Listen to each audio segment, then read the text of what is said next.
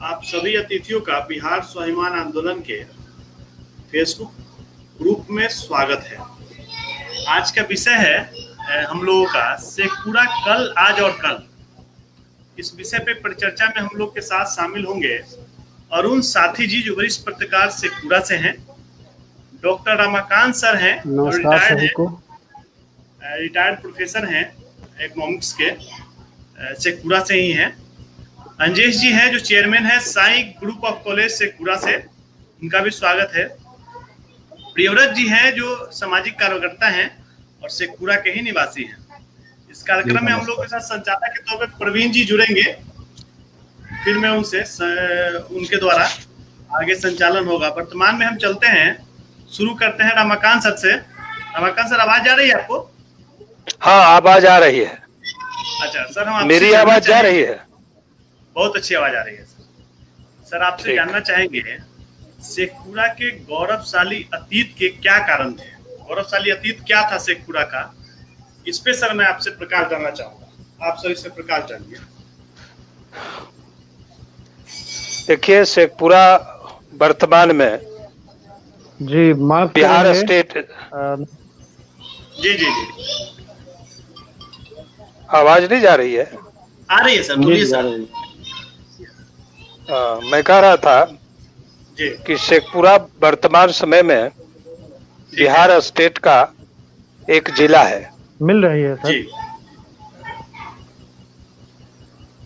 शेखपुरा का वर्तमान स्वरूप, जिला का स्वरूप 1994 ईस्वी में प्राप्त हुआ और उसके पहले शेखपुरा एक सब डिवीजन था जो 1983 में बना।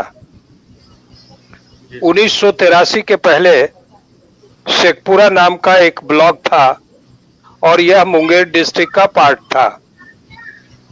जब शेखपुरा सब डिवीजन बना तो इसमें शेखपुरा, बरबीघा और इस अरियरी 3 ब्लॉक और इससे एक एक ब्लॉक निकालकर 6 ब्लॉक बनाए गए और आज शेखपुरा जिला के 6 ब्लॉक हैं। शेखपुरा, बरबीघा, शेखोपुर सराय, अरियरी, घाट कोसुम्भा और चेबारा। ये 54 पंचायत का जिला है। अब जहां तक इसके भूत, वर्तमान और भविष्य का सवाल है तो इसके भूत के 2 पार्ट हैं। जब यह मुंगेर जिला का पार्ट था तब शेखपुरा एक ब्लॉक था, एक प्रखंड का दर्जा प्राप्त किए हुए था और इसके अंदर मुख्य रूप से 3 प्रखंड था, बरबीघा, शेखपुरा और अरियरी। और इसके बाद शेखपुरा जिला बनता है, इसके विकास में परिवर्तन होता है और जो सबसे बड़ी बात यह है कि इसका स्वरूप जैसे जैसे बदला, इसके विकास के आयाम भी बदलते गए। तो भूत को हम 2 भागों में बांटते हैं, एक निकट भूत और एक और दूर का भूत। कहने का मतलब ये कि शेखपुरा जब छोटे छोटे 3 प्रखंडों में बटा था तो उस समय का शेखपुरा और वर्तमान शेखपुरा में काफी अंतर है। तो तत्कालीन जो शेखपुरा था उसका जब हम अध्ययन और मूल्यांकन करते हैं, उसके सामाजिक स्तर का, उसके आर्थिक स्तर का, उसके शैक्षिक स्तर का और उसके अन्य उत्थान का, तो ये लगता है कि ये काफी पिछड़ा हुआ इलाका था। इसका इंफ्रास्ट्रक्चर काफी पिछड़ा हुआ था, इनकी शिक्षा व्यवस्था काफी पिछड़ी हुई थी और सामाजिक स्तर भी काफी पिछड़ा हुआ था। तो लेकिन कालक्रम में इसमें परिवर्तन होता गया। परिवर्तन होने में जैसा कि एक महत्वपूर्ण बात है कि इसके यहाँ की जो राजनीतिक व्यवस्था हुई, उस राजनीतिक व्यवस्था में एक महत्वपूर्ण व्यक्ति का उदय हुआ जिसने इसके स्वरूप को बदल दिया। इसके पहले शेखपुरा, बरबीघा ये जो इलाका था वो डॉक्टर श्री कृष्ण सिंह के बर्थ प्लेस के नाम से जाना जाता था और वहाँ की जो विकास की कहानी प्रारंभ होती है उच्च शिक्षा के स्तर से, वो मुख्य रूप से बरबीघा में एक कॉलेज की स्थापना किया जाना, वहाँ से उच्च शिक्षा का प्रारंभ होता है।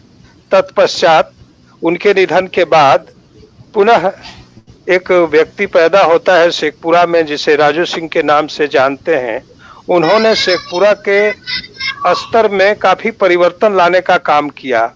उसने शिक्षा के विस्तार के लिए कई कॉलेजों की स्थापना की, जैसे मेउस कॉलेज, सीएनबी कॉलेज, महिला कॉलेज, रामाधीन कॉलेज वगैरह, और छोटे और कुछ हाई स्कूल जिसको कहते हैं आप हाई स्कूलों की संख्या में भी काफी वृद्धि हुई और प्राइमरी स्कूल, सेकेंडरी, ये अपर प्राइमरी स्कूल, इसके भी संख्या में काफी वृद्धि हुई।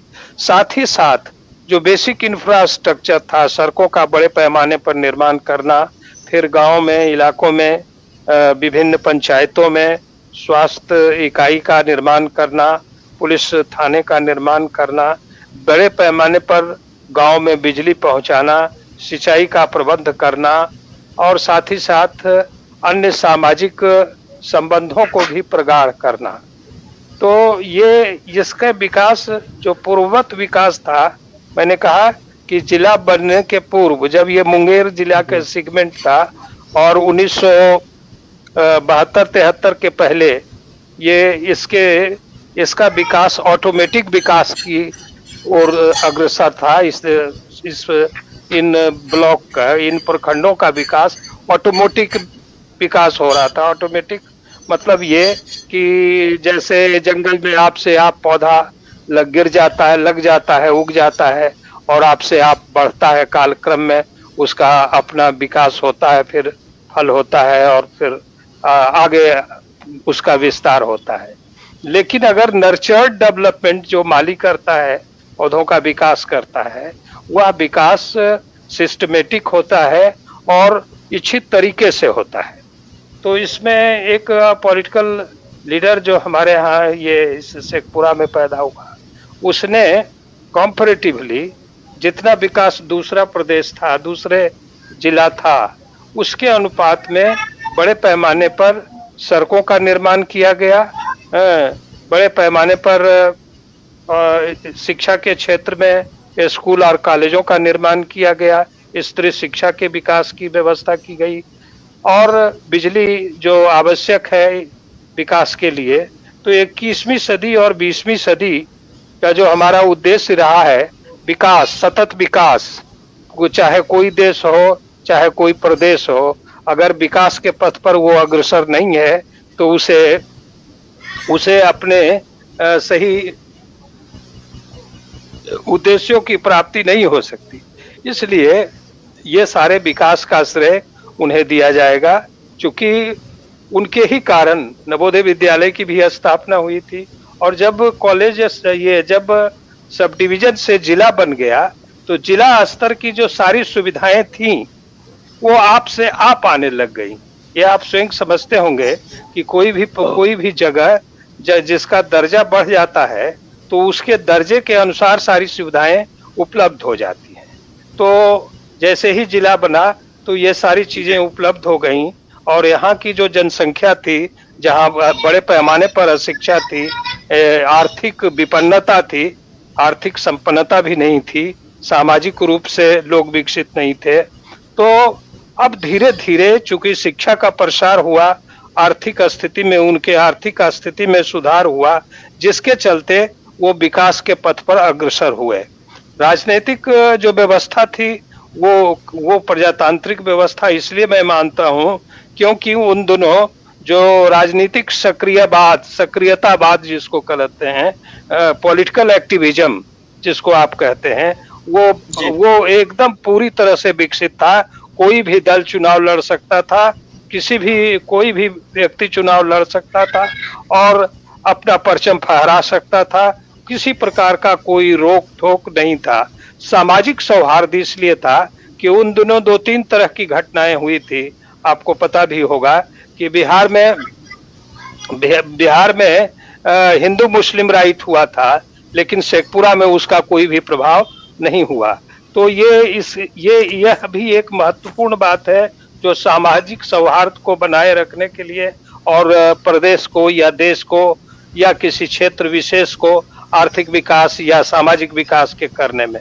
एक बार 1989 और 1989-87 में हमारे यहाँ मंडल कमीशन का बड़ा जोर था और बिहार में जातीय उन्माद बड़े पैमाने पर फैला था, लेकिन शेखपुरा जिला ही एक ऐसा जिला है जहां जातीय उन्माद फैलने नहीं दिया गया, जहां सांप्रदायिक उन्माद फैलने नहीं दिया। तो ये जहां जातीय उन्माद नहीं हो, जहां सांप्रदायिक उन्माद नहीं हो, भारत जैसे देश, बिहार जैसे प्रदेश जहां जातिवाद और संप्रदायवाद व्यापक रूप से ग्रस्त होता है, अगर वैसे प्रदेश को इन बुराइयों से, इन कुरीतियों से अगर अछूता रखा जाए तो विकास को कोई रोक नहीं सकता।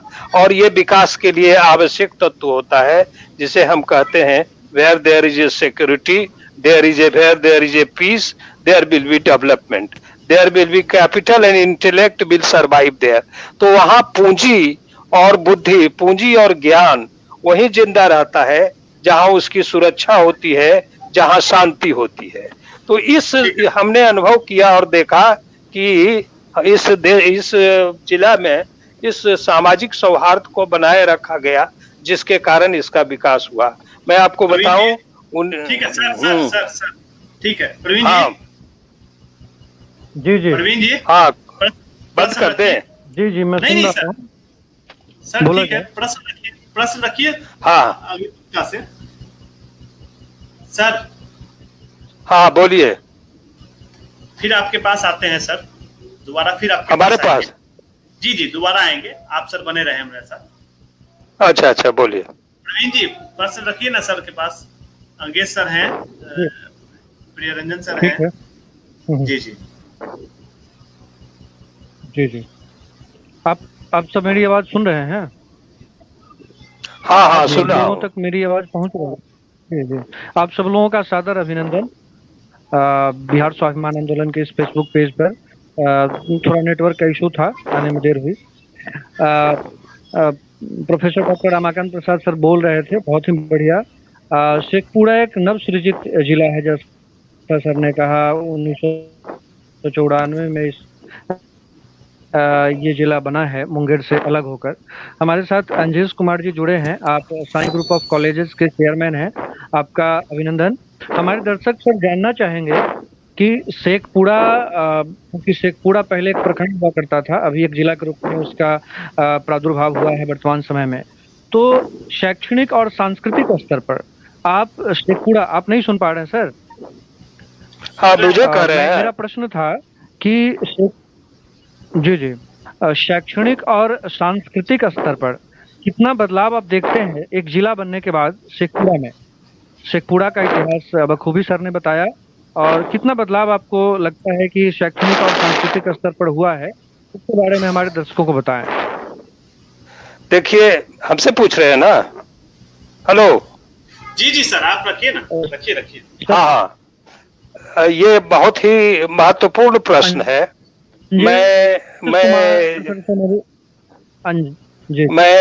मैं शेखपुरा में 1975 से हूँ और 1974 से लगभग इसके विभिन्न क्रियाकलापों को देखते रहा हूँ। मैंने देखा है, अब तो मैं वर्तमान में अब तो भूत से वर्तमान में आने के लिए कह रहे हैं आप। तो हमने देखा है पल पल परिवर्तन होते हुए, पल पल शिक्षा का स्तर बदलते हुए। 1977 ईस्वी में अरियरी के एक गांव में मैं गया था, जिसे लोहान कहते हैं।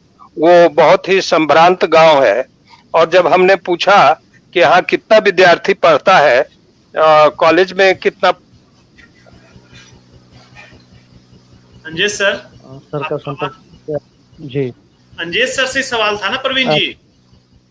जी सवाल तो सर से ही था, किंतु रमाकांत सर बोल रहे थे तो कोई नहीं। अंजेश सर, आप क्या मेरी आवाज सुन पा रहे हैं? मेरी आवाज सुन पा रहे हैं सर? अंजेश जी, अंजेश कुमार तक सर, आवाज लगता है। अंजेश कुमार सर। प्रियव्रत सर का भी स्वागत अभिनंदन है। मैं देर से पहुंचा इसलिए स्वागत नहीं कर सका। जी जी। लगता है अंजेश सर हम लोग की आवाज नहीं सुन पा रहे हैं। सर आप सुन पा रहे हैं सर? अंजेश सर नहीं सुन पा रहे हैं। वो नहीं सुन रहे हैं। जी जी, वो सुन नहीं पा रहे हैं। आ गया आवाज आ गई रमाकांत सर बोला गया। हाँ सर, अंजेश तो जी, मैंने कहा कि अंजेश जी, आवाज आ गई। मैं उन दिनों 70s में गांव को घूम करके देखा तो बड़े पैमाने पर अशिक्षा व्याप्त थी और सांस्कृतिक क्रियाकलाप तो बहुत ही नगण्य था, बहुत ही नगण्य और निम्न स्तरीय था।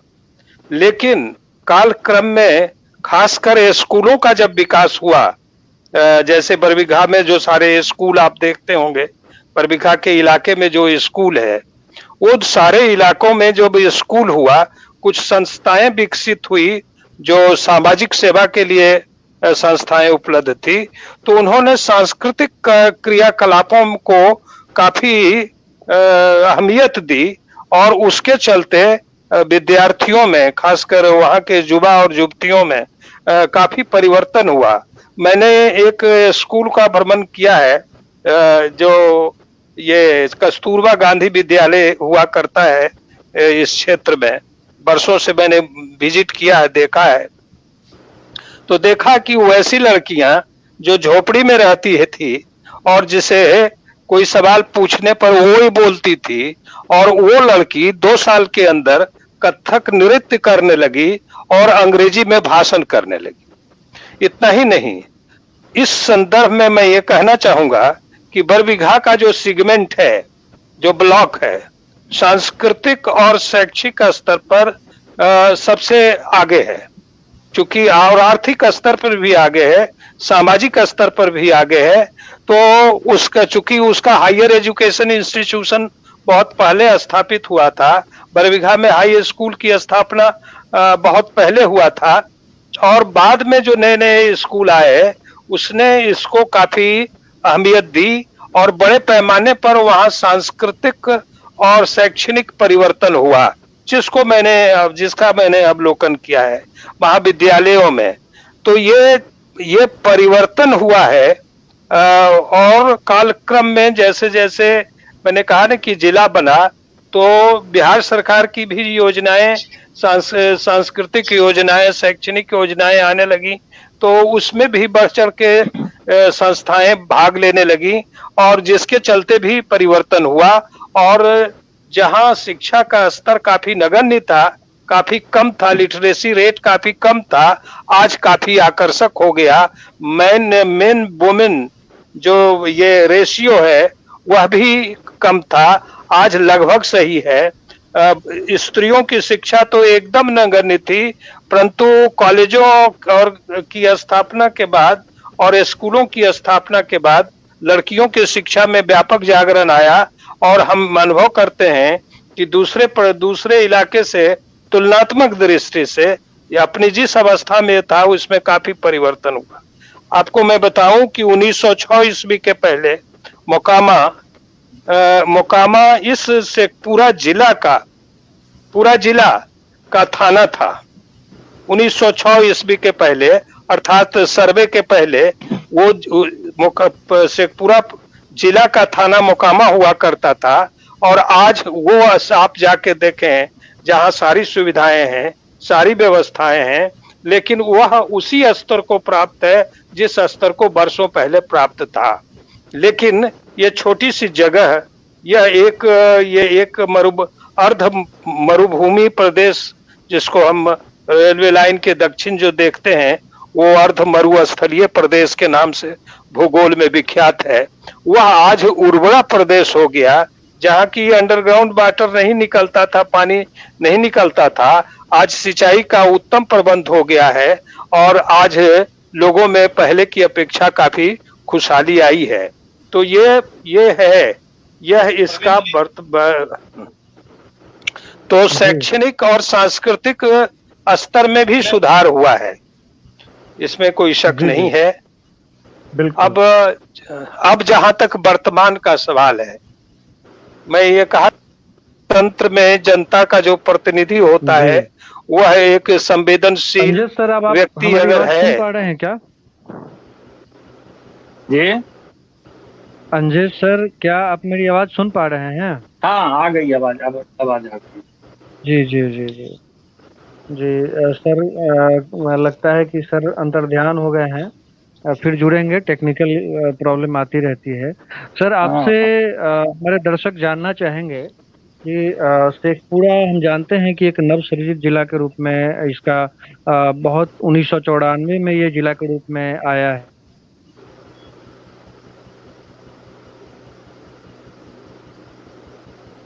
आवाज रुक गई आपकी। बहुत छोटा है और बहुत कम जनसंख्या है, तो उस आपकी आवाज नहीं आ रही है।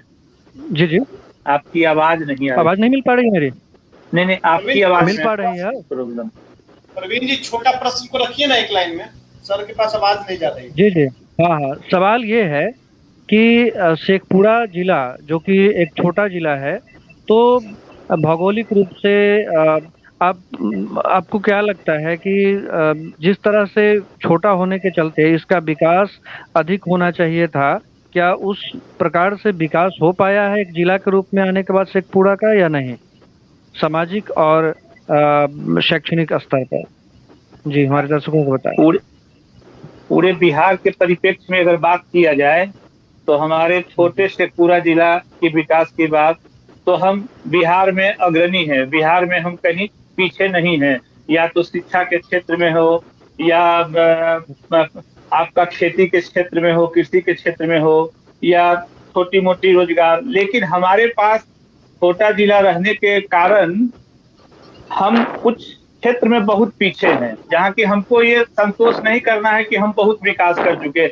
हमारे पास क्वालिटी एजुकेशन की कमी है। हम स्कूल कॉलेज तो खोल चुके हैं, पूरे पंचायत में हम स्कूल खोल चुके हैं, लेकिन आज के डेट में भी प्रत्येक हाई स्कूल में 2-3 शिक्षक से ज्यादा नहीं है। पूरे सब्जेक्ट में हमारे पास शिक्षक नहीं है। हमारे पास जो महाविद्यालय हैं, 2 महाविद्यालय, रामाधीन और बरबीघा कॉलेज, लेकिन वहाँ हमारे पास कोई सभी सब्जेक्ट का प्राध्यापक नहीं है। तो इस तरीके से हम बिहार के परिप्रेक्ष्य में ठीक है, लेकिन हम संतोषजनक स्थिति में नहीं है। हम भी आज के डेट में बहुत क्वालिटी एजुकेशन नहीं है मेरे पास।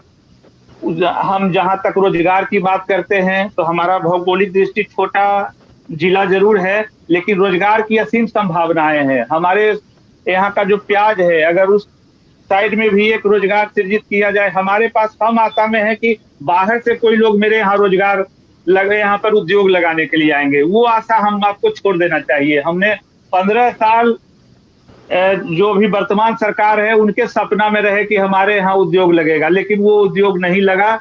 न पटना में जब नहीं लगा तो हमारे शेखपुरा में कौन उद्योग लगने की संभावना है। दूसरी बात, हम पीछे, हमारा कम्युनिकेशन भी थोड़ा सा जिला का बहुत ये है। हम रेल लाइन से भी बहुत जुड़े हुए नहीं है। हमारे पास डायरेक्ट दिल्ली के लिए कोई ट्रेन नहीं है, अभी वर्तमान में खुला भी है। हमारे पास डायरेक्ट कोई संसाधन पटना जाने के लिए रेलगाड़ी नहीं है। तो इस तरीके से हम यातायात में भी बहुत पीछे हैं अभी। जहां तक बात रह गई एक रोजगार की संभावना, क्योंकि हम आपका जो सब्जेक्ट है उसको देख रहे हैं, पता नहीं फिर आप हमें मौका देंगे या नहीं देंगे कि कल, आज और कल। तो हम लोग को निराश होने की आवश्यकता नहीं है। हम युवा संगठित होकर, ऐसा नहीं है कि कुछ नहीं कर सकते, हम संगठित होकर सब चीज कर सकते हैं। किसी कंपनी की आवश्यकता यहाँ नहीं है। युवा एक सहकारी समिति बना करके हम लोग अपना जो खेती है, फिशरी का काम है, अन्य जो सरकार की योजनाएं हैं उसका लाभ उठा करके एक मार्केट बना के हम लोग भी संगठित होकर अच्छे उत्पादन करके हम ब्रांडिंग करके उसको अच्छे बड़े शहर में उसको बेच सकते हैं। जैसे हमारा मशरूम का ही उत्पादन आज हम देख रहे हैं, कुछ किसान छोटे स्तर पर शुरू किए हैं, लेकिन वो क्या है कि वो मशरूम पैकेजिंग करके पटना में जा रहा है और बिक रहा है। हम लोग बरबीघा क्षेत्र में आपका ये चल रहा है, शिमला मिर्च का उत्पादन हो रहा है। ऐसा नहीं है कि उत्पादन हम लोग शुरू करेंगे मार्केट नहीं मिलेगा, मार्केट मिलेगा। संगठित होकर अगर शुरुआत करेंगे तो मार्केट मिलेगा, और आशा में नहीं रहना है। जहां तक हमारे शेखपुरा जिला की बात हो गई, सर गुरुदेव हमारे रमाकांत बाबू इतना अच्छा से समझा चुके हैं कि हम लोग की पहचान पूर्व में श्री बाबू से थी। वो श्री बाबू जो बेगूसराय जैसे जगह को इतना रमणीक बना दिए, इतना वहां रोजगार का अवसर पैदा कर दिए। जो भी जिस समय वो रोजगार पैदा हुआ था उस समय पूरे बिहार में या और कहीं लोग जानता भी नहीं था कि इस तरीके का फैक्ट्री यहाँ लग सकता है। उसके बाद हम लोग की पहचान उनसे हुई कि श्री बाबू शेखपुरा जिला के हैं, माहौर के हैं, बरबीघा से हैं। दूसरी पहचान हम लोग के विकास पुरुष राजू बाबू से हुई। लेकिन इस तरीके का राजनीतिक सोच वाले अब व्यक्ति अब नहीं रहे जो क्षेत्र की विकास की सोच रखते हो। वो आजकल जब देख रहे हैं कि अपनी विकास में, अभी जब चुनाव, अभी हमारे मित्र बता रहे थे कि पता नहीं राजनीतिक पर आएगा कि नहीं आएगा। राजनीतिक पर क्यों नहीं आएगा? राजनीति के चलते ही हम लोग विकास से पीछे हैं। आज हमारा प्रतिनिधित्व अगर अच्छे हाथ में नहीं चुन देंगे तो हम विकास की अपेक्षा उनसे कैसे करते हैं? आज हम वो आएंगे मेरे पास, हमको पैसा से वोट खरीद के ले जाएंगे, तो उनके पास जब हम 5 साल जाएंगे तो हमारी विकास की क्यों बात करेंगे? वो तो फिर अपने विकास की बात करेंगे। इसलिए जब तक हम अच्छा नहीं चुनेंगे, सच्चा नहीं चुनेंगे, तो हम विकास की बात उनसे नहीं कर सकते हैं। और कभी भी जब हमारा पूरा गणतंत्र इस तरीके का बना हुआ है, बगैर राजनीतिक व्यक्ति के आप अकेले संभावना तलाश रहे हैं कि हम अपने क्षेत्र की विकास करें, तो वो भी संभव नहीं है। उनके बिना अगर आप कुछ उद्योग की भी स्थापना करना चाहते हैं क्षेत्र में, तो अगर आपकी सरकार से अच्छी पहुंच नहीं है तो आपके उद्योग को बर्बाद कर दिया जाएगा। आपको वहां भी संपर्क रखना पड़ेगा, अच्छे सरकार का चयन करना पड़ेगा जो आपके उद्योग को बढ़ावा दे, आपके लिए जमीन की व्यवस्था करे, आपके लिए अर्थ की व्यवस्था। आप अगर 10% 20% पूंजी लगाते हैं तो 80% की व्यवस्था करे। तो हमें हतोत्साहित भी होने की आवश्यकता नहीं है। वर्तमान में एक पूरा जिला शैक्षणिक स्तर में हम पूरे बिहार के परिप्रेक्ष्य में अच्छे पैदान पर हैं। सांस्कृतिक कल्चर भी मेरा अच्छा है। हम लोग आज भी आदर सम्मान दूसरे को देते हैं और अतिथि को अतिथि देवो भव समझते हैं। हमारे यहाँ पर्यटन की भी असीम संभावना है और उसको भी विकसित करने की आवश्यकता है। इसलिए ऐसा नहीं है कि हम संभावना छोड़ सकते हैं। संगठित होके अच्छे क्षेत्र की विकास करने वाले प्रतिनिधि को चुन के, अच्छे पंचायत प्रतिनिधि को चुन के, और शिक्षा के क्षेत्र में असीम संभावना अभी विकास की, इसलिए कि हम लोग पुराने शिक्षा प्रणाली पर चल रहे हैं। हमारे प्राध्यापक या अध्यापक जो भी हैं वो चूंकि आज के डेट में करंट अफेयर्स उनको चाहिए, उनको भी अप टू डेट होना पड़ेगा। आज टेक्नोलॉजी का जमाना है। आज आप कह रहे थे कि बहुत सारा नेटवर्क के चलते प्रॉब्लम हो रहा है, ये हो रहा, तो हमारा शेखपुरा नेटवर्क के क्षेत्र में भी बहुत पीछे है। आज भी बहुत सारा गांव में आपका जियो का नेटवर्क नहीं पकड़ रहा है आज ये। तो इसके लिए भी हम लोग को सशक्त होना पड़ेगा और हम लोग को अच्छे जनप्रतिनिधि को भेजिए और education, quality education, quantity education सुधार की आवश्यकता है शिक्षा में, ना कि ये राजनीतिक लोग जो अपने रोटी सेकने के लिए अलग अलग तरीके से रेवड़ी बांट रहे हैं, उसमें फंसने की आवश्यकता नहीं है। जी, बहुत बढ़िया। मैं इंटरफेयर करना चाहता हूं इस मामले में कि ठीक ही कहा अंजय साहू ने कि ये सारी संभावनाएं हैं हमारे यहाँ और हम अपना संगठन बना के अपने इस मुकाम को प्राप्त कर सकते हैं। मैं एक उदाहरण देता हूं कि पिछले 1 साल पहले, लगभग 1 साल पहले, 1 साल या 9 महीना पहले बिहार सरकार से एक चिट्ठी आई हमारे कलेक्टर के यहाँ और हमारे सिविल सर्जन के यहाँ। इस मोबाइल में भी चिट्ठी वो है, अगर कभी जरूरत पड़ी तो हम दे सकते हैं कि शेखपुरा जिला को एक मेडिकल कॉलेज ग्रांट किया जाता है और उसके लिए डीएम साहब को यह अधिकृत किया जाता है जमीन, हाँ, ये जो सदर अस्पताल शेखपुरा है उससे 10 किलोमीटर के सरकमफ्रेंस में 10 किलोमीटर पूरब पश्चिम उत्तर दक्षिण जहां भी हो 10 किलोमीटर के सरकमफ्रेंस में 10 से 15 एकड़ जमीन चाहिए और मेडिकल कॉलेज की स्थापना हो। मैंने प्रतिनिधियों को वह चिट्ठी पोस्ट कर दिया। जो हमारे अभी कहे अंगेश जी कि हम पॉलिटिक्स को क्यों नहीं इंटर करें, वो तो संवाहक है, व्यवस्था का संवाहक है। जहां नीति बनती है वही बनाता है और हमारी समस्याओं का अध्ययन और मूल्यांकन करता है। हर कोई किसी न किसी दल के विचारधारा से जुड़ा होता है, वो तो डेमोक्रेसी में आपका हमारा अधिकार है। लेकिन अगर कोई कुछ करता है तो हम कहेंगे कि करता है। तो हमने प्रतिनिधि को ये चिट्ठी लिखा, चिट्ठी दिया, वो चिट्ठी का हवाला देते हुए कि काश आज राजू बाबू होते तो बिहार का पहला वह व्यक्ति होता जो उस महाविद्यालय का ये मेडिकल कॉलेज का शिलान्यास करवाता।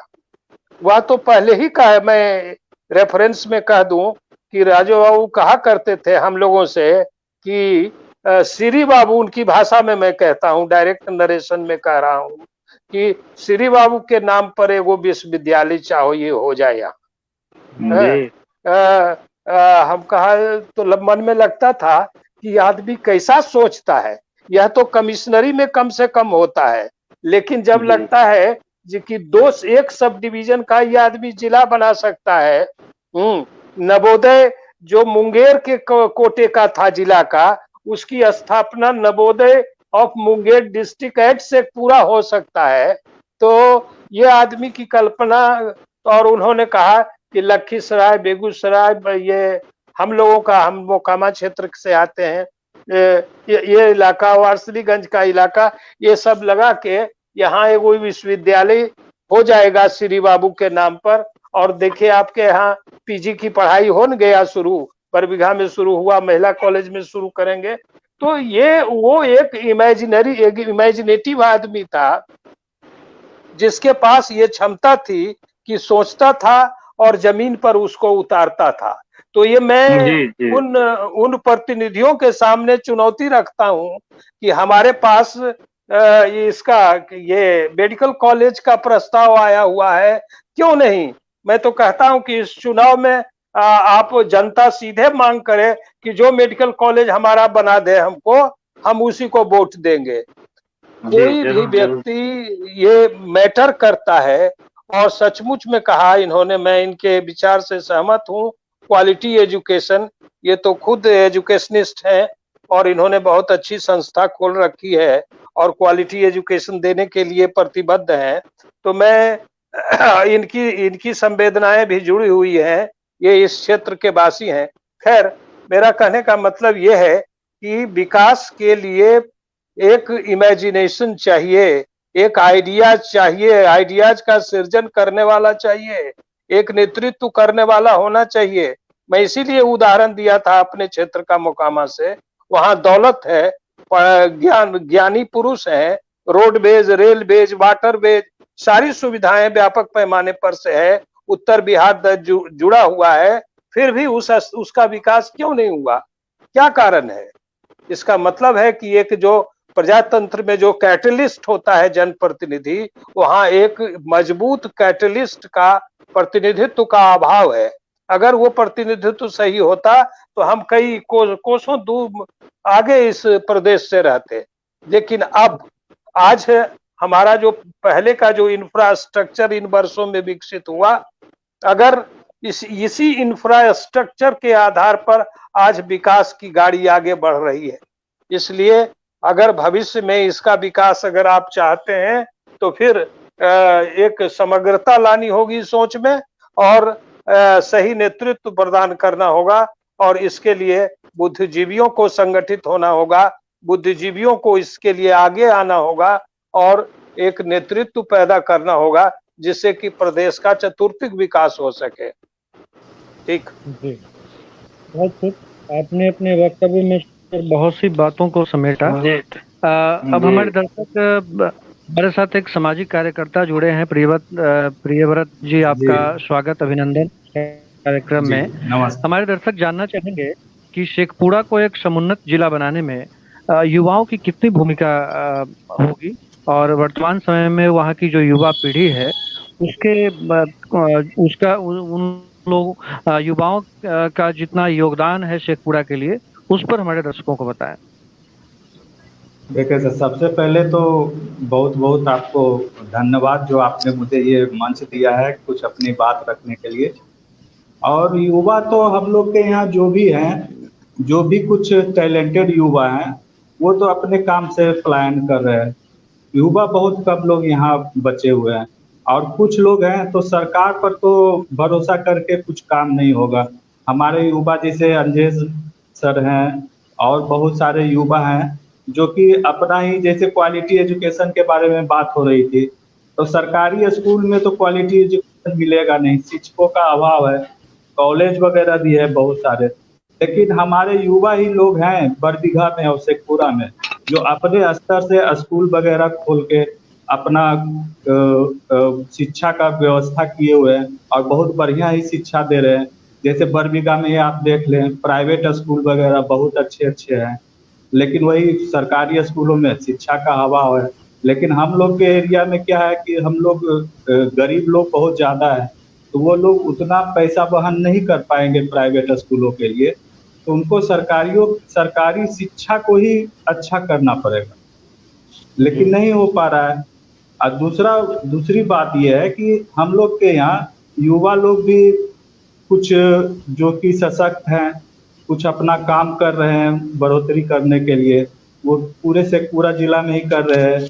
जैसे अपना व्यवसाय खोल रहे हैं, कुछ कर रहे हैं, अपना आय अर्जन कर रहे हैं। कुछ लोग तो इसमें भी जुड़े हैं, जैसे अभी बात हो रहा था मशरूम की खेती का, शिमला मिर्च उपजाने का, या फिर प्याज की खेती में भी युवा लोग आ रहे हैं, सब लोग काम कर रहे हैं। प्याज की खेती तो शेखपुरा में इस तरफ आसनसोल वगैरह, यहाँ तक कि बांग्लादेश तक भी प्याज की खेती वगैरह जाता है। और युवा का ही योगदान है कि आज के डेट में ये धान का उपज होता है तो लोग राइस मिल वगैरह भी खोल रहे हैं, सब लोग काम कर रहे हैं। यहाँ अपना पर्यटन का भी बहुत ही बड़ा स्कोप है। यहाँ पे पर्यटन में अगर युवा लोग ध्यान दें तो और इसमें उन्नति हो सकती है। जैसे अपने यहाँ दम मटोकर पे 1.5 किलोमीटर लंबा तालाब है, वहाँ पे बहुत सारे मेला के तरह कुछ लगाया जा सकता है। वहाँ प्रवासी पक्षियों का भी आना जाना होता था, लेकिन आजकल क्या है कि पहाड़ वगैरह में विस्फोट होने से, जैसा लोग कहते हैं कि प्रवासी पक्षियों का आना जाना बंद हो गया, तो पर्यटक में भी लोग इसमें ध्यान दे सकते हैं।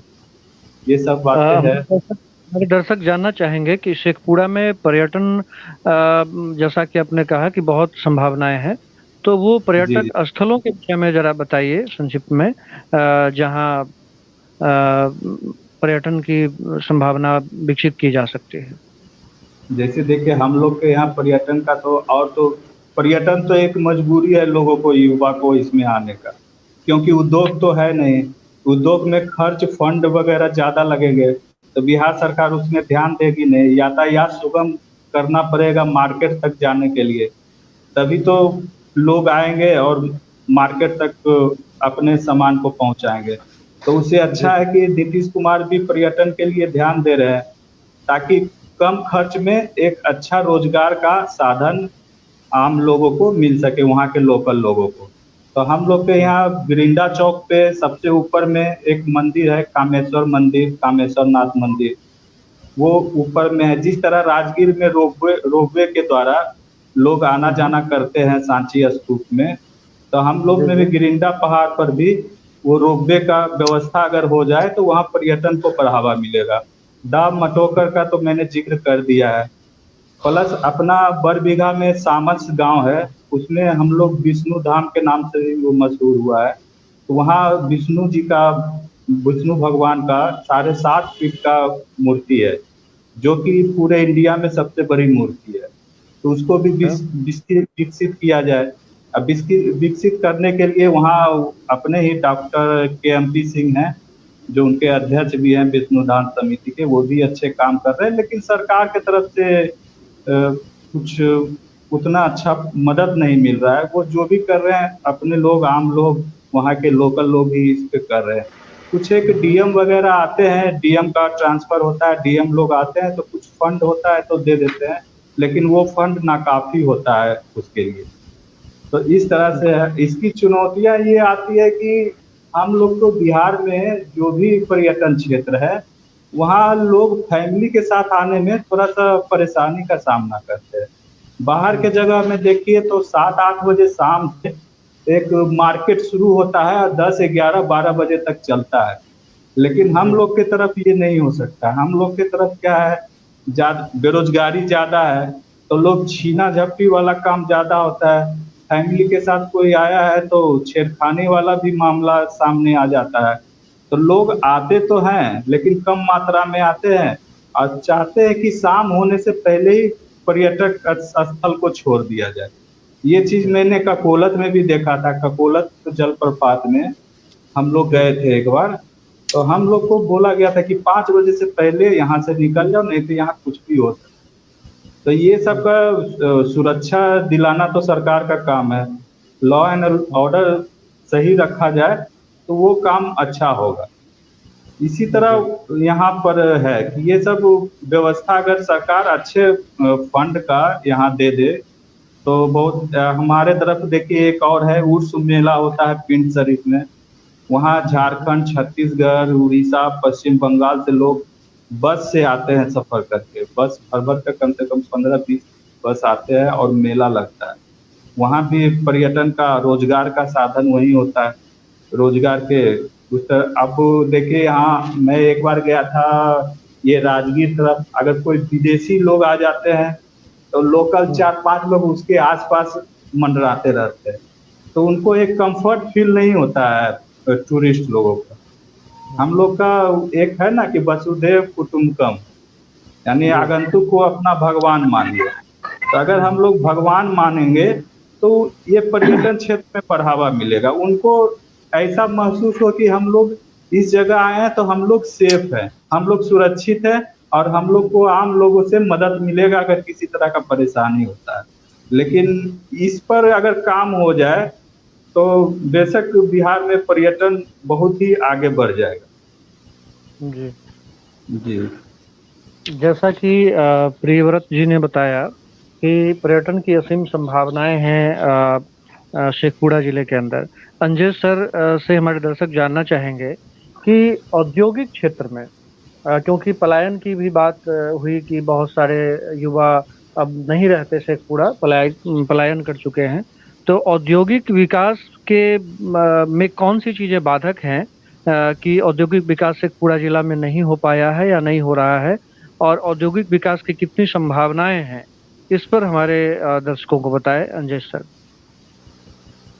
एक उदाहरण के साथ मैं बताना चाहूंगा कि हमारे बरबीघा निवासी गुजरात में जाकर वो आलू का जो चिप्स वगैरह बनता है, तो आलू से 35 वेराइटी आलू का वो बना के मार्केट में एक दिए हुए हैं। लेकिन गुजरात से जब उनसे बात हम किए कि आप गुजरात क्यों, आप यहाँ क्यों नहीं लगा सकते हैं, तो बोले कि एक यहाँ रोड मैप नहीं है, औद्योगिक रोड मैप डेवलप नहीं है कि हम उद्योग कहाँ लगाएंगे। सरकार को एक चिन्हित करना पड़ेगा कि ये एरिया किसान से लेके, जैसे बड़े बड़े और स्टेट में महाराष्ट्र में है, आप गुजरात में है, तो इस सब जगह राजस्थान में भी हो चुका है। तो बिहार में उस तरीके से सरकार को करना पड़ेगा कि एक रोड मैप बनाना पड़ेगा। कैसे आप कृषि रोड मैप की बात कर रहे हो, वैसे उद्योग रोड मैप की बात करना पड़ेगा। और वो जो उद्योग लगे उसके लिए आपको जमीन किसान से लेकर वो उद्योग लगाने वाले को जो इंटरेस्टेड है उनको आपको देना पड़ेगा। एक आप जो नियम शर्त से जो भी उनको देंगे, लीज पर देंगे, जैसे देंगे उनको देना पड़ेगा। दूसरी बैंक की व्यवस्था, तो बैंक से उनको फाइनेंस करवाना, आप कितने दिनों तक सहूलियत देंगे। बहुत दवाई की फैक्ट्रियां, राजस्थान में जाइए दवा की फैक्ट्रियां लगाई जा रही है, तो वहाँ क्या होता है कि 5 साल तक आपको टैक्स नहीं देना है, सरकार आपसे टैक्स नहीं लेगी, आपको जमीन की व्यवस्था उपलब्ध करा देगी, 5 साल के बाद आप वहाँ सरकार को टैक्स देंगे। तो इस तरीके से कुछ उद्योगपति को सहूलियत देना पड़ेगा, बिजली की गारंटी देनी पड़ेगी, अच्छे ट्रांसपोर्टेशन का व्यवस्था, रोड अच्छा हो। उसके बाद वो जब उद्योगपति, आप एक भी उद्योगपति को नहीं ला पाए, बड़े बड़े उद्योगपति, तो हमारा कहना है कि यहाँ छोटे लघु उद्योग, जैसे हम फिशरी की ही बात करते हैं, अभी एक विज्ञापन भी देखे थे पेपर में कि 7 करोड़ 8 करोड़ 10 करोड़ तक लागत का 60% अनुदान। तो हम युवाओं से अनुरोध करते हैं कि आप एक टीम बना के आप एग्रीकल्चर बेस्ड रोजगार की व्यवस्था अपने से, सरकार से कोई मदद की आवश्यकता आप मत रखिए, खुद डेवलप कीजिए, 10 लोगों की टीम बनाइए। उसमें आप बहुत बड़े स्कोप से नहीं चल सकते हैं। आपके यहाँ टमाटर की संभावना है, तो टमाटर को कैसे हम उससे अलग अलग व्यंजन तैयार करके हम मार्केट में डाल सकते हैं। मकई की है खेती होती है, तो मकई से हम खुद उत्पाद, मकई हम डायरेक्ट नहीं बेच के उसका जो प्रोडक्ट है हम कैसे बना सकते हैं। प्याज जो है हमारे यहाँ, तो प्याज की स्टोरेज, प्याज हमारे यहाँ से बहुत दूर दूर। अभी डेयरी के क्षेत्र की ही बात करते हैं, तो डेयरी में हमारे यहाँ कम नहीं, हम क्या कर रहे हैं कि छोटा छोटा स्कोप में डेयरी का जो है, तो बरौनी डेयरी या सुधा डेयरी, हम लोग से किसान से छोटा छोटा ये में करके 30 रुपए लीटर, 28 रुपए लीटर, 29, तो इस तरीके से डेयरी का ये जा रहा है। हम 10 किसान मिल करके, 10 पशुपालक मिल करके एक खुद का डेवलप करें, क्यों नहीं। अगर हम यहाँ का डेयरी प्रोडक्ट बना के हम अदर स्टेट, बंगाल में ही दे, झारखंड में दे, तो ये हमारा संभावना है, तलाशने की आवश्यकता है। और सारे चीज पर हम फिर वहीं पर आएंगे कि हमारे राजनीतिक इच्छा शक्ति के बिना हम कितना भी आगे बढ़ना चाहें, अगर वो दबाना चाहेंगे तो हम आगे नहीं बढ़ पाएंगे। इसलिए अच्छी सरकार होनी, अच्छे विचार वाले नेता होना, अच्छा जनप्रतिनिधि होना हमारे लिए उतना ही जरूरी है जितना हम विकास की अपेक्षा करते हैं। आज अभी हमारे मित्र प्रियंवत जी बोल रहे थे कि पलायन की ओर, पलायन क्यों नहीं करेगा। इस बार भी दे रहा है कि बस भर भर के लोग जा रहे हैं, कह रहे हैं कि हम क्या करें, खाने का हम वोट क्यों दें, हमारे पास खाने का व्यवस्था नहीं है, हम वोट कैसे देंगे, तब तक जीवित रहेंगे तब ने वोट देंगे। इसलिए अब हम जा रहे हैं, वोट का इंतजार नहीं करेंगे, मेरे पास पैसा नहीं। तो अगर हम छोटा छोटा रोजगार भी यहाँ देना शुरू कर दें, तो वो जो लोग कोरोना काल में आए थे उनको हम रोक सकते हैं। उनको यहाँ रोजगार दे करके उनको फिर वहां भटकने के लिए, फिर वो जो पैदल आए पैदल जाए, वहां महाराष्ट्र में मार लगे, गुजरात में मार लगे, वैसी नौबत नहीं आएगी। तो हम युवाओं से यही अनुरोध करेंगे, शेखपुरा के युवाओं से, कि अपना रोजगार स्वयं शुरू कराइए और आप 10 मिल करके 1000 को रोजगार दीजिए।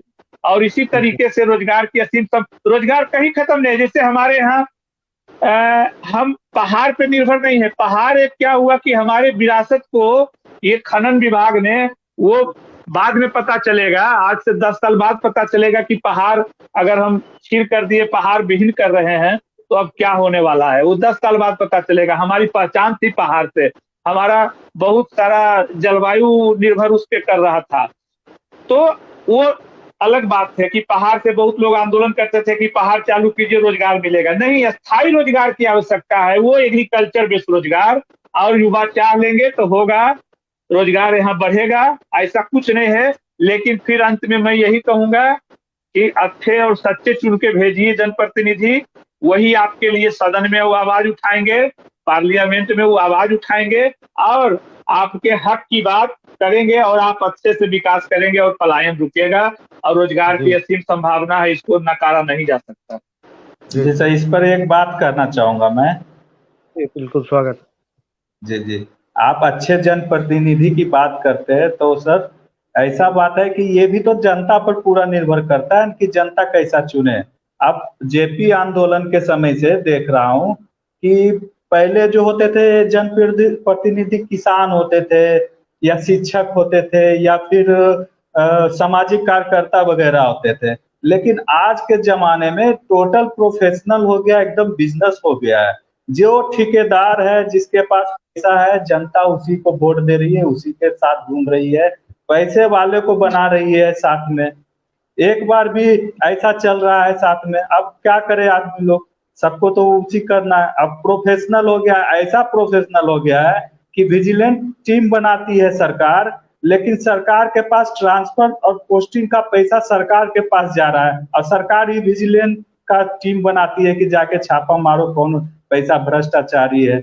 अब बताइए कैसे संभव है? आप किसी एसपी से पैसा लेकर बोल रहे हो कि तुम उस एरिया में जाओ, तो वो एसपी से आपने पैसा 10 लाख रुपया लिया है, तो वो तो कम से कम 15 लाख तो कमाएगा ही। आप 15 लाख कमाने के लिए वो फिर थाने में थाना प्रभारी, थाना अध्यक्ष सभी को पैसा देगा, पैसा उससे मांगेगा। अब थाना अध्यक्ष आम जनता से पैसा लेगा, तो ये तो पूरा चैन बना हुआ है। अगर शुरुआत के लोग जो है, शुरुआत में जो गृह मंत्रालय है जहां से ट्रांसफर पोस्टिंग का काम होता है, अगर वही वो स्टॉप कर दे तो ये जो चैन बना हुआ है ये चैन ही खत्म हो जाएगा, तो लोगों को कुछ राहत मिलेगी। तो यही बताना चाह रहे थे सर, आप बोलिए। एक बात थोड़ा सा यहीं पर जोड़ना चाहेंगे, फिर आपसे मैं एक बात जोड़ना चाहूंगा कि आपने अच्छा बात कहा कि हम जब हमारे पास दो वैसे ही प्रतिनिधि परोसे जा रहे हैं कि जो इसको चुने, ये भी कुआं है इधर भी खाई है, तो चुनना है उसी में एक। लेकिन एक बात मैं कहना चाहूंगा, ये परिस्थिति किसने पैदा किया? हम लोग ने लाया इसको, कि हम अपने जात को चुन रहे हैं, हम अपने समाज को चुन रहे हैं, हम अपने वर्ग को चुन रहे हैं। हम आज स्थिति क्या हुआ कि पहले यूनिवर्सिटी के बहुत सारे प्रोफेसर चुन के जाते थे, बहुत सारे प्रोफेसर का नाम जानते हैं जो लोकसभा में भी प्रतिनिधित्व किए, विधानसभा में भी प्रतिनिधित्व किए, हमारे मुख्यमंत्री भी रहे। तो इस तरीके के लोग जाते थे, तो उनमें कुछ बचा हुआ था। उनको ये लगता था कि अगर जनता के बीच जाएंगे हमको कुछ बोल देगा। लेकिन धीरे धीरे धीरे धीरे वो उसमें इंकरेज हुआ कि अब हम चुनने लगे अपने जात को, यहाँ कुटमैती भजाने लगे कि हमारा कुटुंब चुन रहे हैं। तो जब हम अपने जात को चुन रहे हैं, जमात को चुन रहे हैं, तो उसमें क्या हो जा रहा है? जात का प्रतिनिधित्व आजकल कौन करता है? क्रिमिनल लोग। क्रिमिनल जो है वो मेरे जात का प्रतिनिधित्व कर रहा है, वो आदर्श बन गया मेरा। और ये उदाहरण देख देख के नीचे का जो हमारा युवा पीढ़ी है नहीं चाहता है मेन स्ट्रीम में चलना, कोई रोजगार लगाना। वो चाहता है बाईपास से कैसे निकल करके तुरंत हम करोड़पति बन जाए, तुरंत हम विधायक बन जाए, टिकट हमें मिल जाए। तो इस तरीके की परिस्थिति से निपटने के लिए हमको दोनों आज क्या परिस्थिति है कि ये जो लड़ाई आप देख रहे हैं, पूरा राजनीतिक लड़ाई महागठबंधन या जो भी गठबंधन में, तो ये क्या है? आप अकेले क्यों नहीं चुनाव मैदान में जाते हैं? आपने अगर काम किया है बिहार के लिए तो आप गठबंधन की क्या आवश्यकता है? आप जाइए अकेले चुनाव लड़के दिखाइए कि मैंने काम किया सीना ठोक के। ये कमी है। तो ये कमी राजनीतिक के सुप्रीमो जो है, आला जो बैठा हुआ जो अपने आप को बॉस कहता है, उसमें भी और ये हम में भी कमी है। तो हमको भी दूर करना पड़ेगा। अगर वो परोस दिया, हमको नोटा दबा के मैसेज दे देना है कि हम नकार दिए तुमको, तो राजनीतिक पार्टी को भी सोचना पड़ेगा कि नहीं अगले बार से उम्मीदवार बदलो। इस बार भी देखिएगा कि बहुत सारे उम्मीदवार 10 ही उम्मीदवार बदला जा रहे हैं। किस लिए बदला रहे हैं? हो सकता है उनको पता चल चुका है कि जनता इसको जूता मारेगा, जनता झेलने नहीं देगा गांव में, वोट तो दूर गांव में हिलने नहीं देगा। बहुत लोग अभी घूम रहे हैं। तो जागृति आई है, इसी जागृति को बढ़ाना है। हमको कुटुंब बनाना नहीं है नेता को, हमको अच्छा नेता चुनना है, सच्चा नेता। जब हम एक बाजार में सब्जी लेने जाते हैं तो चुन चुन के लेते हैं, ये तो हमारे भविष्य का रखवाला बनने वाला है। तो इसके लिए भी तो हमको चुनना पड़ेगा। तो ये चीज आप अच्छा सवाल उठाए और ये बहुत जरूरी है हम लोग के। जी। तो प्रोफेसर साहब हमारी आवाज लगता है प्रोफेसर साहब नहीं सुन पा रहे हैं। आवाज तो सुन ही रहे हैं। हाँ, वीडियो सर, वीडियो कर लिया जाए सर। वीडियो जी सर। तो जी तो आपसे नीचे कैम में ऑप्शन है, कैम लिखा हुआ है CAM, उस पे आप क्लिक कर देंगे तो वीडियो आ जाएगा। जी कैम में आपसे ही अगला सवाल तो कहाँ आया? वीडियो आपका पॉज हो ये हो गया। क्या हो गया? सर किसी बच्चे को बोला जाए वो ठीक कर देगा। अब कोई जगह हुआ नहीं है। नीचे में तो देखिए ना, वो वीडियो एक होगा, वीडियो करके होगा, कैमरा लिखा हुआ, कैम सर CAM कैमरा तो लिखा हुआ है। हाँ, उस पे क्लिक कीजिए। तो कहाँ आया? आ जाएगा सर, एक दो बार और कीजिए ना।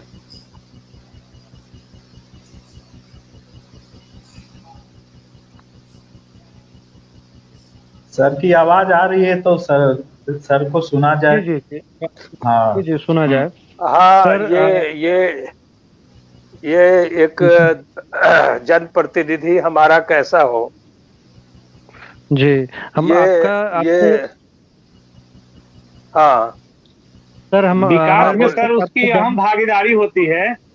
जी जी, और उसके लिए तो खास करके हम लोग भी दोषी हैं कि अगर हमारे सर को निर्दलीय खड़ा किया जाए तो सर को 500 वोट भी नहीं आएगा, लेकिन आज एक दल वाला अगर क्रिमिनल को खड़ा करता है तो उसको 25,000 वोट आ जाता है। तो उसके लिए तो हम भी जिम्मेदार हैं।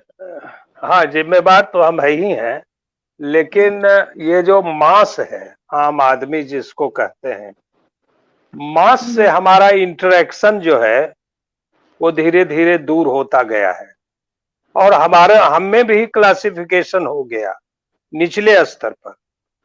ऊंचे वाले जो स्तर है उसमें पॉलिटिकल सिस्टम जो हमारा है वो गाइड हो रहा है दूसरे सिस्टम से, वो कॉरपोरेट सिस्टम से गाइड हो रहा है।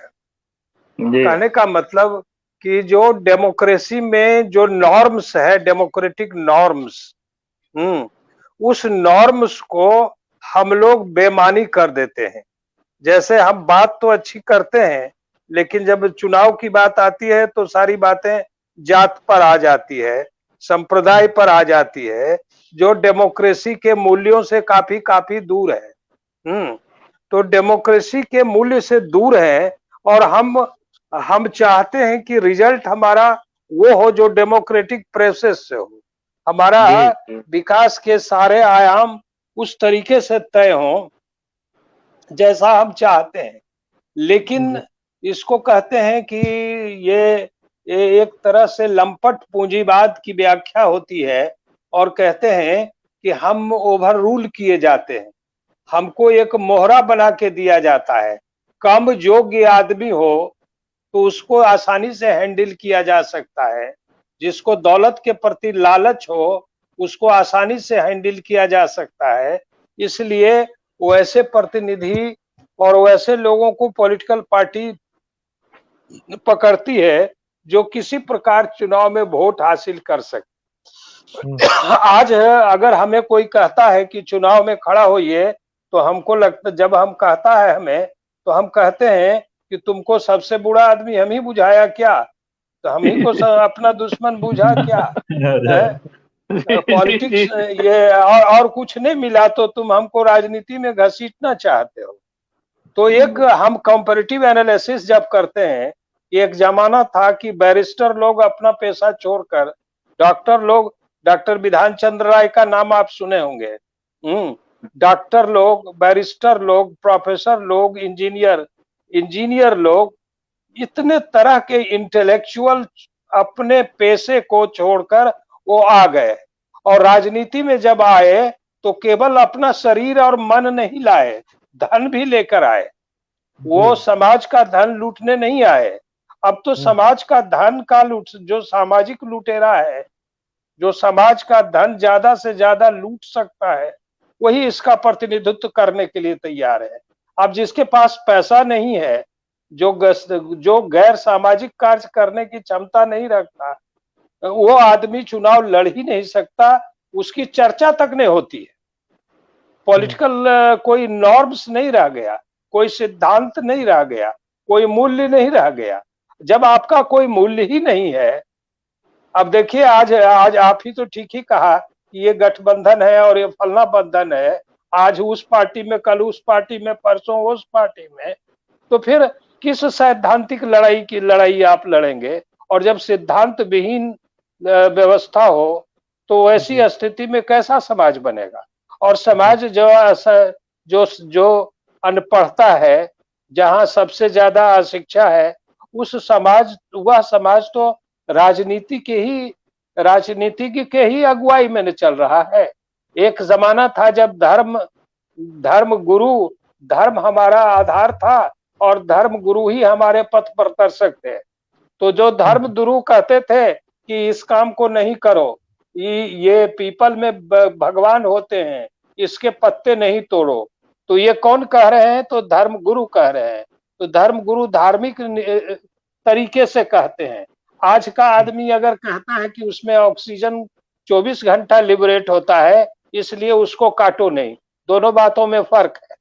आज राजनीति जो आ गई वो हमारा पथ प्रदर्शक है, और राजनीति ही विदंटावाद से ग्रसित है, राजनीति ही दूषित हो गया है, तो हमारा समाज कहाँ जाएगा? और इसमें हमारी भूमिका भी है, हम बुद्धिजीवियों की भूमिका है।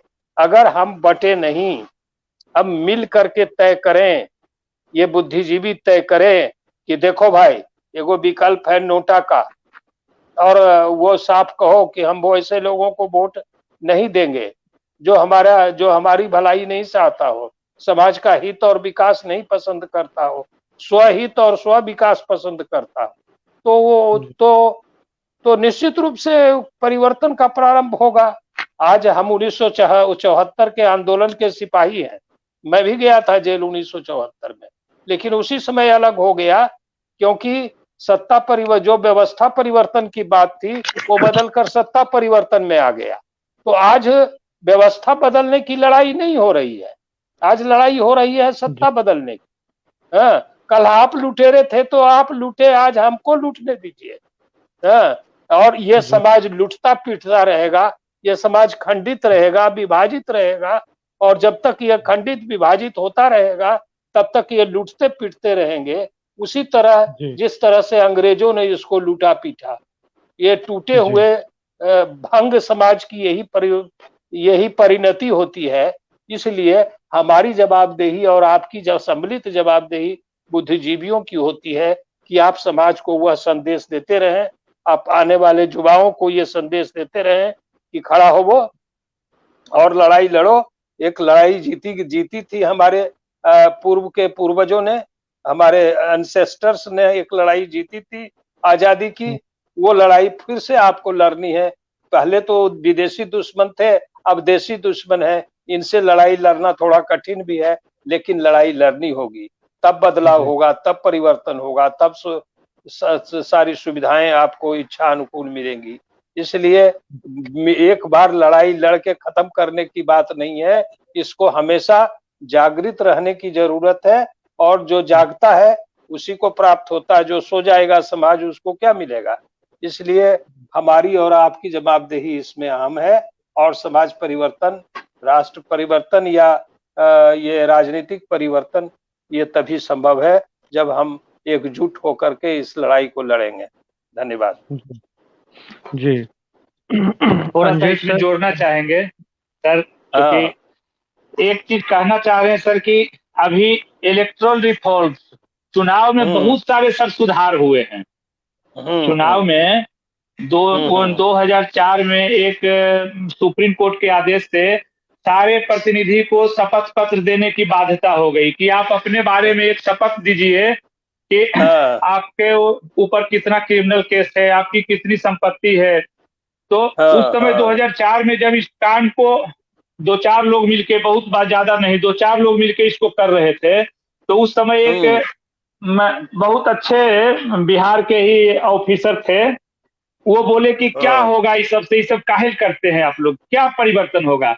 और ऐसा परिवर्तन होगा उस PIL से हो गया कि आज के डेट में चुनाव सुधार में उसी तरीके से बहुत सारे सुधार जो हुए। एक सुधार हुआ कि आप शपथ पत्र दे रहे हैं, दूसरी सुधार हुआ कि आप अगर कन्विक्टेड हो गए चुनाव नहीं लड़ सकते हैं, तीसरी सुधार ये पता चला इस बार अभी सुन रहे हैं कि आपको अपने बारे में खुद पेपर में देना है कि हमारे पास इतना केस है, हम हत्या का ये आरोप है, हम रोड रॉबरी किए हैं। तो सारा ये जब आप पब्लिक में देंगे तो आप में भी एक लगेगा कि ये अगर नहीं हम करते तो आज अच्छा रहता कि हम पेपर में नहीं देना पड़ता। तो चुनाव सुधार में और बहुत सारे सुधार हैं जो कि चुनाव आयोग।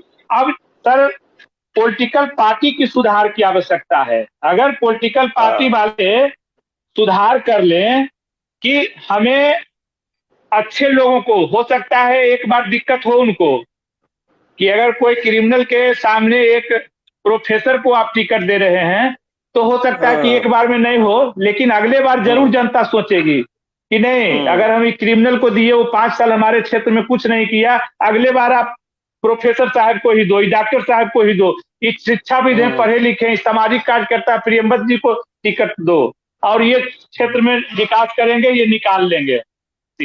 तो इस तरीके से पॉलिटिकल पार्टी अगर सुधर जाए, पॉलिटिकल पार्टी अच्छे लोगों को टिकट देना शुरू करे, और हम लोग को संभावना है, आशा है, हम लोग निराश भी नहीं होंगे और ये होगा सर, आगे चल के ये होगा। पॉलिटिकल पार्टी को खुद सोचना पड़ेगा कि हमको अच्छे लोगों को मैदान में लाना पड़ेगा, नहीं तो जनता के बीच जाने लायक नहीं रहेंगे।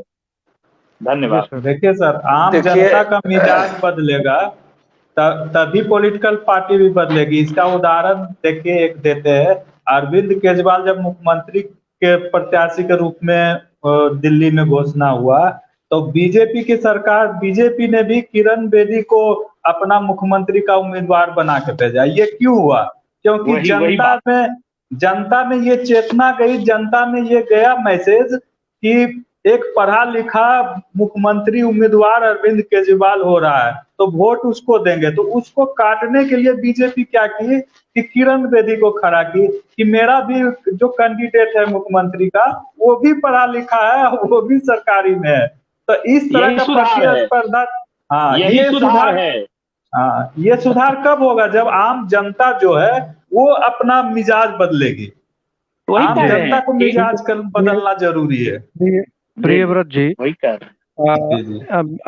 परिचर्चा में निकल कर ये बात सामने आई, एक संवेदनशील हेलो जी, परिचर्चा में ये बात निकल सामने आई कि संवेदनशील अगर नागरिक की महती जिम्मेवारी होती है और समाज की दिशा और दशा वही तय करते हैं।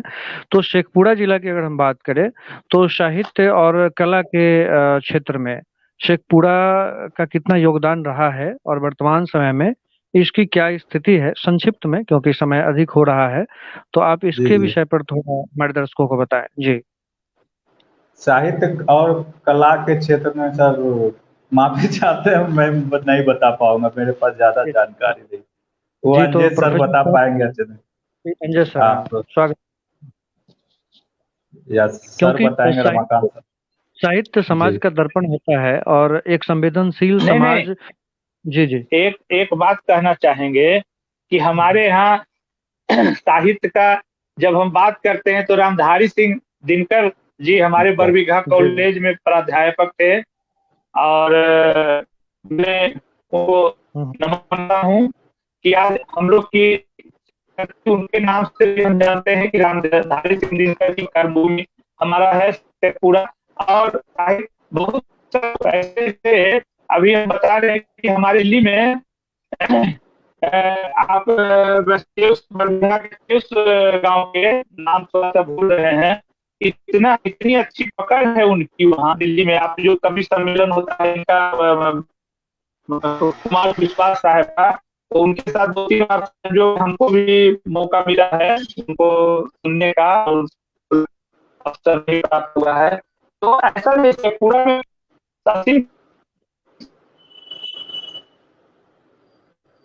आवाज बंद हो गई जी।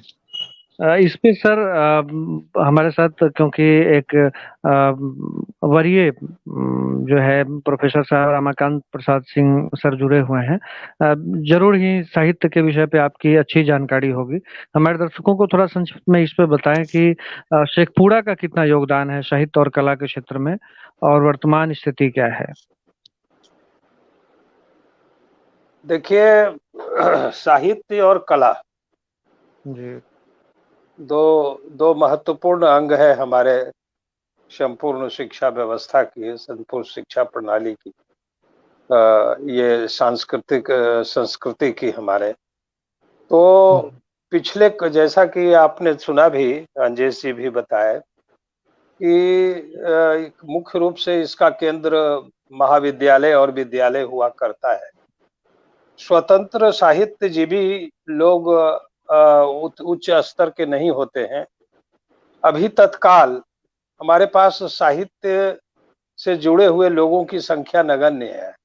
आज भी साहित्य का मतलब हुआ लिटरेचर, जिसको आप हिंदी, अंग्रेजी, उर्दू के लिटरेचर से मानते हैं। तो जो भाषा साहित्य के संदर्भ में आज हमारे पास वैसी चीजें नहीं है, क्योंकि सारे कोई शिक्षक ही नहीं है। आप दो महत्वपूर्ण कॉलेज है हमारा, बरबीघा और शेखपुरा, और हाई स्कूल है, जैसे बरबीघा हाई स्कूल है। तो बरबीघा हाई स्कूल में एक दो टीचर हैं जो कुछ लिखते पढ़ते हैं। जो क्या नाम है उनका, सुधीर मोहन प्रोफेसर साहब के लड़के हैं वो, उनका। और न तो हमारे यहाँ और न तो बरबीघा में पहले साहित्य और कला के क्षेत्र में काफी अच्छे लोग हुआ करते थे, लेकिन अब उन लोगों के सेवानिवृत्त होने के बाद अब साहित्य के क्षेत्र में वैसे लोग दिखाई नहीं पड़ते जो किसी पुस्तक की रचना की हो, किसी विशेष विचार का ये प्रकाशन किया हो। तो अभी उस दिशा में बहुत कमजोर पकड़ है जिला में। इसे बाहर के बारे में मैं नहीं कह सकता कि शेखपुरा के लोग जो शेखपुरा में के हैं निवासी, लेकिन किसी देश के किसी को दूसरे कोने में जाकर वो साहित्य के विकास में योगदान दे रहे हैं, ऐसा मेरी जानकारी में नहीं है। तो ये सब निर्भर करता है शिक्षा के अवस्था पर, शिक्षा के स्तर पर। अगर शिक्षा व्यवस्था ही चरमरा गई है हमारी, तो ये साहित्य और कला का कहाँ सवाल उठता है। जैसे कला से संबंधित शायद कोई स्कूल है जिसमें संगीत से जुड़ा हुआ हो या अन्य कलाओं से जुड़ा हुआ हो। तो मुझे नहीं लगता कि ये इस तरह की कोई अभी तत्काल ये है जिसमें जो विशेष कार्य कर रहे हैं साहित्य के क्षेत्र में। जी साहित्य के बारे में जी संक्षिप्त में सर वो बोल रहा हूँ कि जी साहित्य और कला के बारे में एक बात बोलना चाहूंगा कि अभी लोगों को बेरोजगारी अभी चरम पे है। तो लोग ऐसा यानी पढ़ाई करना चाहते हैं कि जिसमें कि कुछ वो तुरंत से इनकम होना शुरू हो जाए, कहीं जॉब मिल जाए। और साहित्य और कला में तो लोग धीरे धीरे जाना ही छोड़ रहे हैं। अब मौका कहाँ मिल रहा है? इसके लिए सरकार की तरफ से ध्यान आकृष्ट करना पड़ेगा। इसके लिए कुछ रोजगार के अवसर तलाशने होंगे, वैकेंसी निकालना पड़ेगा, तब जाके साहित्य के तरफ लोग जुड़ना शुरू होंगे। तो उसकी कमी है। जी बिहार स्वाभिमान आंदोलन के पेज पर जुड़ने के लिए हमारे साथ समाज सेवी प्रियव्रत जी, आपका हार्दिक धन्यवाद, सादर नमन। आपको भी हार्दिक धन्यवाद सर, समय दिया। Professor doctor Ramakant Singh sir ji, आपका भी बहुत सादर नमन, आपको हार्दिक धन्यवाद। आप इस फेसबुक पेज पे जुड़े और आपके वक्तव्य से अवश्य ही हमारे दर्शकों को बहुत लाभ मिला और शेखपुरा जिला को समग्र रूप से जानने का अवसर प्राप्त हुआ। अंजेश जी, संगम जी अंजेश जी एक शैक्षणिक संस्थान चलाते हैं और समाज की स्थापना में इनका महत्वपूर्ण योगदान है। अंजेश जी, आप अगर हमें सुन पा रहे हैं तो आपका भी बहुत बहुत धन्यवाद फेसबुक पेज पर जुड़ने के लिए और अपना बहुमूल्य समय देने के लिए। आप सभी हमारे वक्ताओं को मैं फिर से सादर नमन, आप सबों का धन्यवाद, आपने अपना बहुमूल्य समय दिया। आगे भी हम इस तरह की परिचर्चाओं के साथ उपस्थित होते रहेंगे। शेखपुरा जिला उत्तरोत्तर विकास करे, इसकी हम कल्पना करते हैं और समाज बदलेगा। हम सब आशावादी हैं, आशावादी दृष्टिकोण रखते हैं। अवश्य ही शिक्षा के क्षेत्र में, सामाजिक क्षेत्र में, औद्योगिक क्षेत्र में, राजनीतिक क्षेत्र में और विभिन्न जो आयाम हैं सांस्कृतिक और आध्यात्मिक क्षेत्र में भी शेखपुरा जिला विकास करेगा, विकसित बनेगा। इन्हीं संकल्पों के साथ आप सब लोगों को शुभ रात्रि, धन्यवाद। धन्यवाद, आपको भी शुभ रात्रि।